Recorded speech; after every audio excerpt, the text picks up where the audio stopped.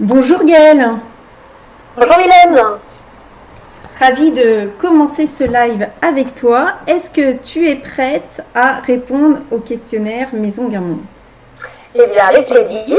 Donc questionnaire dont tu n'as pas eu encore connaissance. Donc Tout à fait. l'idée c'est que tu puisses nous répondre d'une manière aussi spontanée, hein, il n'y a pas de questions pièges, à ce que tu D'accord. penses de ton avis vraiment sur le show. Alors, chère Gaëlle, première question pour toi. Quel est ton principal trait de caractère? Euh, le volontarisme. Deuxième question, ton truc anti-stress. Boire du thé. Ta devise ou ta citation favorite? Tout est possible. Sur une île déserte, qu'est-ce que tu emportes avec toi?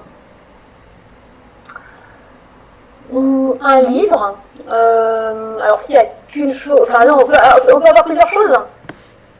Alors, du coup, oui, de l'eau. De l'eau, parce que c'est mon côté scout. J'étais scout, donc c'est quand même important d'avoir de l'eau, ou au moins des pastilles pour désinfecter l'eau. Un livre et du chocolat. Ok, ça marche. Le casting d'un dîner idéal chez toi. Emmanuel DeVos, hum, des personnes vivant encore, forcément.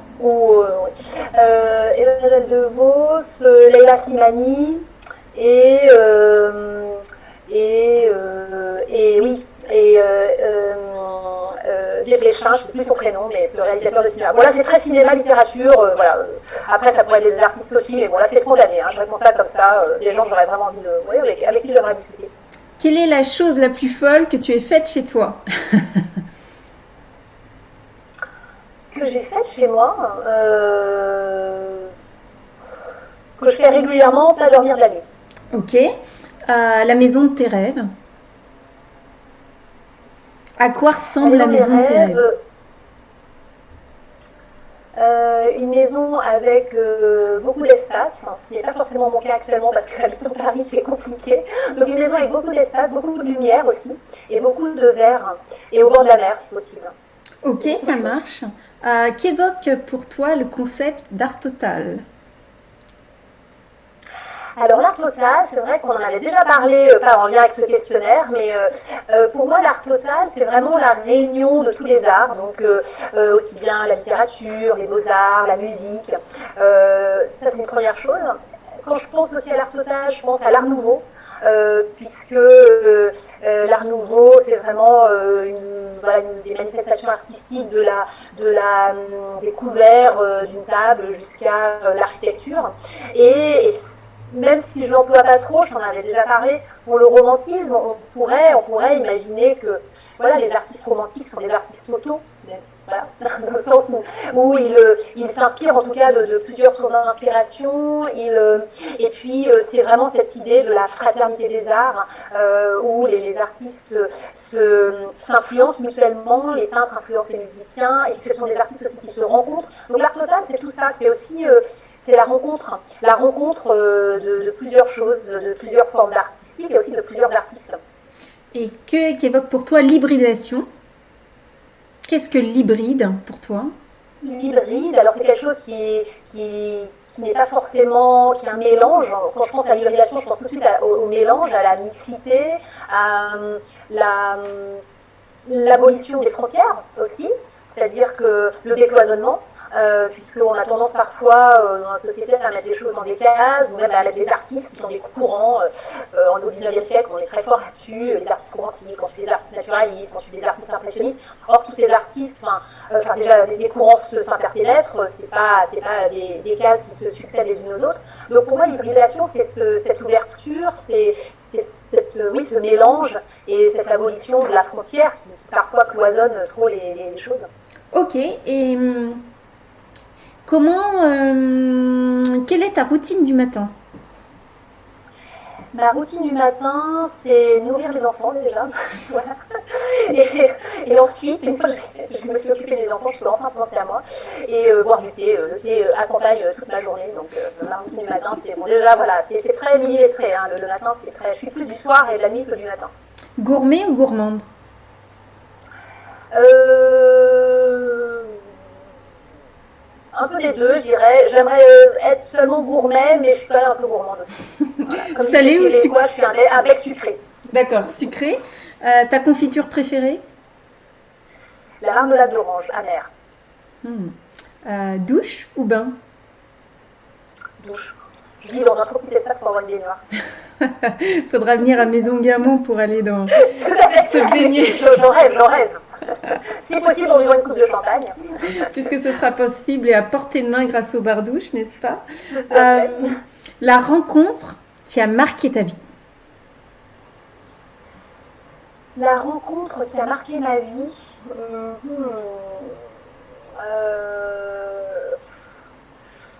hum, je pense comme ça, un professeur de latin au lycée. J'ai fait beaucoup de latin dans ma vie et aussi même en classe prépa. Enfin, et c'est vrai que ce prof de lycée, ce prof de latin pardon, au lycée m'a aussi appris l'art de l'éloquence. Et voilà, j'avais participé aussi à un concours d'éloquence grâce à lui. Il m'a beaucoup poussé un peu dans mes retranchements aussi pour savoir bien exprimer en public et manier l'art de l'éloquence à l'antique en quelque sorte. Et c'est vrai que c'est une rencontre qui m'a marqué. Après il y en aurait d'autres parce que là c'est celle comme ça à laquelle je pense spontanément, mais il y a plein d'autres, des conservateurs qui m'ont formé, enfin voilà, la vie est faite de rencontres hein, et je mise beaucoup là-dessus. Et du coup, ton héros, ton idole, vraiment, s'il y a quelqu'un que tu aurais aimé rencontrer ou que tu aimerais rencontrer parmi tes idoles, tes héros, s'il y en a, ou héroïnes, hein, s'il y en a une ou un. Oui. Euh, J'aurais aimé rencontrer des artistes qui sont morts aujourd'hui, des artistes du 19e siècle, j'aurais aimé dirigeants du musée de la vie romantique, alors c'était pas mon idole, mais j'aurais aimé rencontrer tous les gens qui ont habité dans la maison que je dirige aujourd'hui, la maison de l'artiste Larry Schaeffer, Georges Sand aussi, tous ces écrivains, et puis des peintres comme Delacroix, qui est enfin, voilà, l'artiste extraordinaire du romantisme. Oui, c'est vrai que c'est des gens auxquels on a accès par l'archive, par la peinture aujourd'hui, mais et par les journaux aussi, les correspondances. Mais c'est vrai qu'il manque voilà, l'aspect de contact direct, forcément. Et si tu avais Georges Sand face à toi, qu'est-ce que tu lui dirais? J'essaierais déjà de comprendre, parce que c'était une femme quand même assez particulière, on pourrait dire qui est un peu une féministe, même si ce mot est complètement anachronique, mais elle s'est émancipée, elle s'est mariée, mais elle s'est séparée de son mari, elle n'a pas voulu se remarier, elle a été aussi vraiment quand même, comment dire, à la pointe pour essayer de défendre l'indépendance en fait, et ça, l'indépendance de sa vie, ce qui était quand même, avec les critères d'aujourd'hui, évidemment, c'est très différent, mais à l'époque, c'était voilà, cette indépendance, mener sa vie comme elle le désirait. Voilà, j'aurais aimé savoir d'où venaient ces idées-là, ces idées un petit peu pionnières en fait. C'est vraiment une pionnière en quelque sorte, même si aujourd'hui, bon, elle est, voilà, on la lit plus beaucoup, hein, il faut quand même bien le dire, mais c'était une femme quand même assez atypique à son époque. Donc j'aurais aimé savoir pourquoi finalement, d'où venaient ces idées qui dans un 19e siècle quand même assez conservateur, finalement, en tout cas pour l'accession des femmes à certaines fonctions, dans certains rôles sociaux, n'était pas très porteur, c'était pas un moment forcément très porteur, donc d'où venait finalement cette idée, cette volonté d'indépendance.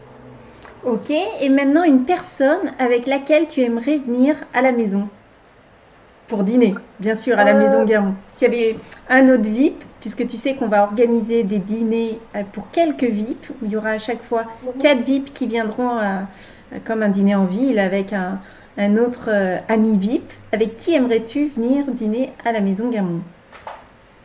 Ah, c'est compliqué de choisir quelqu'un. Je pense à je pense peut-être, je sais pas, Jean-Michel Autoniel, avec qui j'ai déjà travaillé un petit peu pour une exposition de la vie romantique. Autrement, je pense, oui, du côté du cinéma, c'est vrai que Arnaud Desplechin, son cinéma me fascine vraiment, et depuis que je suis très jeune, oui, c'est des gens que j'aimerais rencontrer.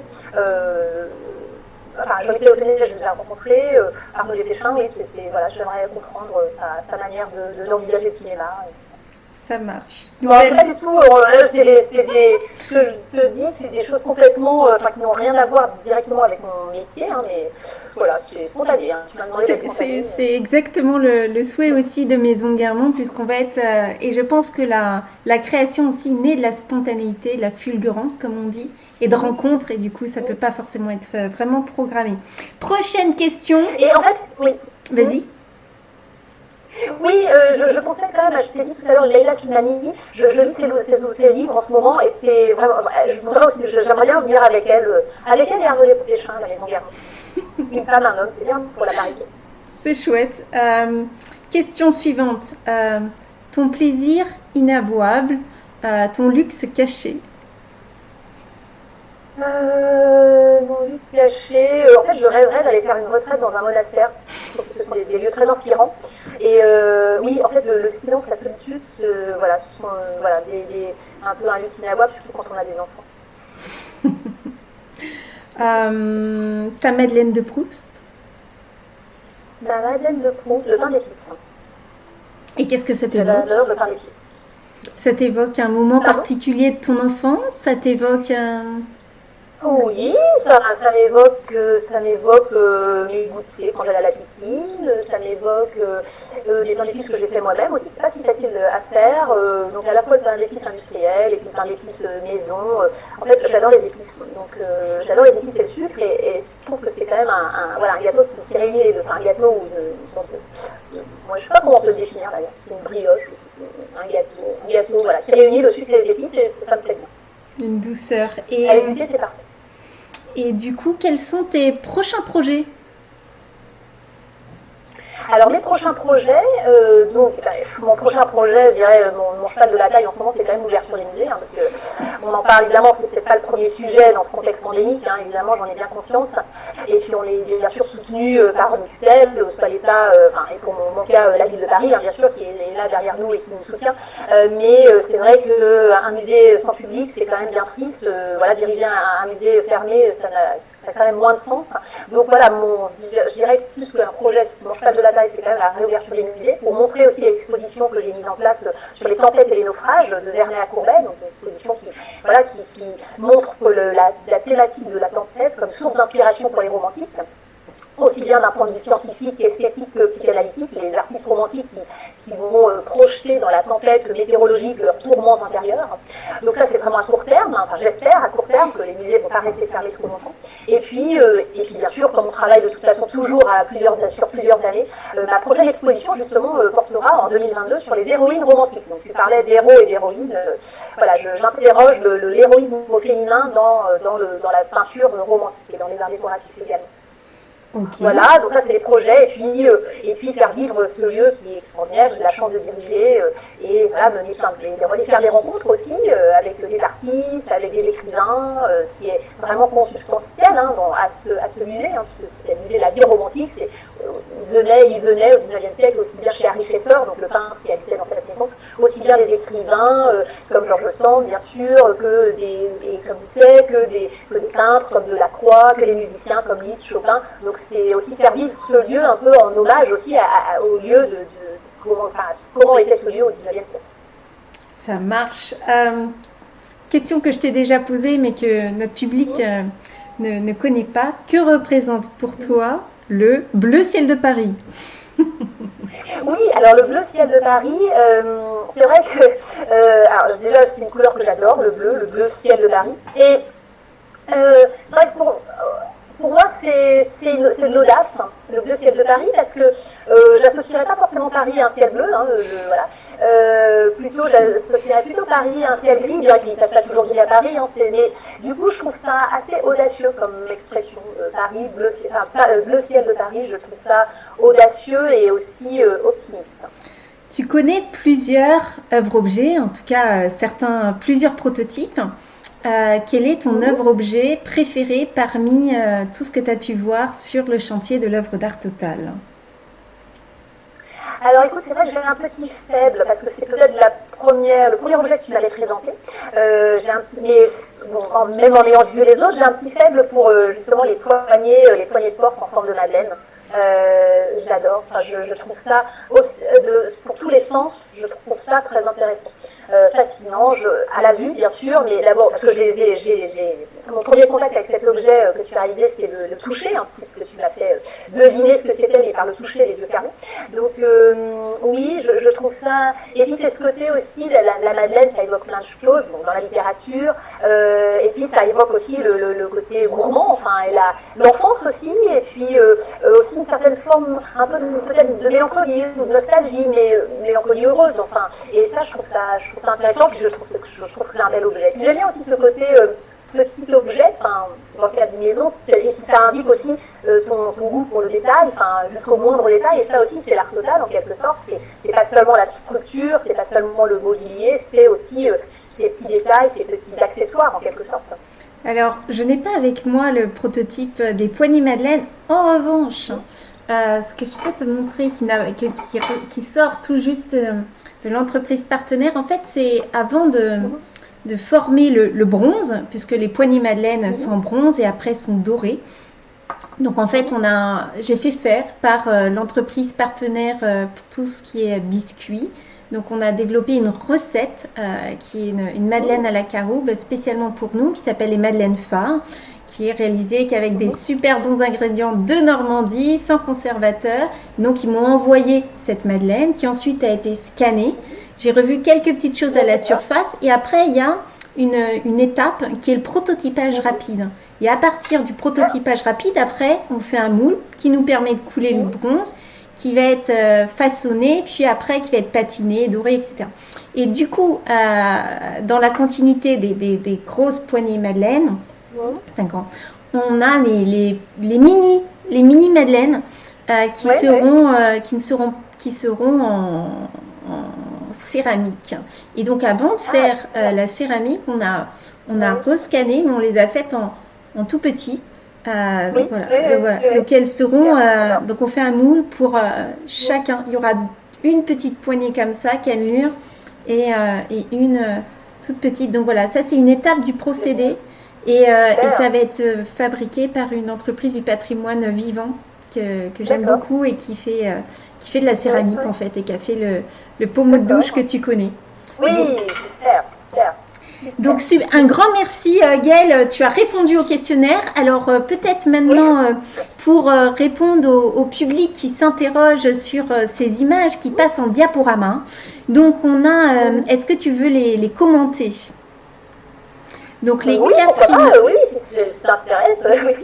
Alors parmi tes passions, donc comme image, tu m'as proposé cette image de l'entrée de l'exposition sur les pastels qui avait lieu au Petit Palais. Est-ce que tu peux nous en dire un peu plus? Bien sûr. En fait, c'est une exposition qui m'a vraiment beaucoup habitée. En fait, c'était à l'époque où j'étais responsable des arts graphiques du 18e ou 20e siècle au Petit Palais, où j'étais conservatrice. Et j'ai été commissaire de plusieurs expositions au Petit Palais, notamment avec Christophe Lorigot, le directeur du Petit Palais. Et c'est vrai que l'exposition pastel, c'était une exposition qui à la fois réunissait mon travail sur les collections dont j'avais la charge, et en même temps une présentation de ces collections. Une collection de pastel qui n'avait pas été montrée depuis les années 80, puisque le pastel est une technique d'art qui est très fragile, très sensible à la lumière, et donc les pastels sont rarement montrés de manière permanente dans les collections. Donc il faut une exposition, et donc cette exposition m'a permis de montrer plus d'une centaine de pastels parmi notre collection, et de faire un travail sur cette collection et de le montrer au public. Et pour moi, c'était vraiment un très beau projet. J'ai écrit un catalogue, ce qu'on appelle le catalogue raisonné de la collection des pastels. Et c'est vrai que c'était un très beau projet qui a eu un grand succès, on s'y attendait pas forcément. Il y a eu 240 000 visiteurs de cette exposition, et c'est vrai que pour moi, c'est une exposition qui m'a habité, ce travail m'a habité pendant plusieurs années. Et puis, mon travail, mon poste au Petit Palais m'a vraiment beaucoup satisfait, m'a beaucoup apporté. J'ai rencontré des gens formidables, notamment le directeur qui m'avait recruté, Christophe Lorigot, et c'est vrai que c'est un poste auquel je suis très attachée, et tout ce travail m'habite encore aujourd'hui. Et c'est ce qui me plaît dans la technique du pastel, c'est la couleur, la pureté de la couleur du pigment qui est assez extraordinaire. Alors comme autre image, on a une photo en noir et blanc d'un autre musée dans lequel tu as fait tes premières armes à Paris, qui est le musée de la Marine. Oui, tout à fait. C'est vrai que j'ai fait mon stage de conservateur. Quand on a le concours de conservateur, on a une formation avec plusieurs stages où on apprend voilà, auprès d'autres conservateurs. Et c'est vrai que mon stage de spécialité, on va dire, muséal, je l'ai fait au musée de la Marine. Et c'est un musée vraiment que j'ai adoré. J'ai rencontré plein de gens passionnés, passionnants. Et ça a été pour moi vraiment un point de départ aussi de ma carrière de conservatrice. Et puis ça m'a même donné l'envie d'approfondir ce musée, ses collections, son histoire. Et j'ai d'ailleurs travaillé sur une thèse de doctorat sur l'histoire du musée et ses collections depuis 1748 jusqu'aux années 90 du XXe siècle.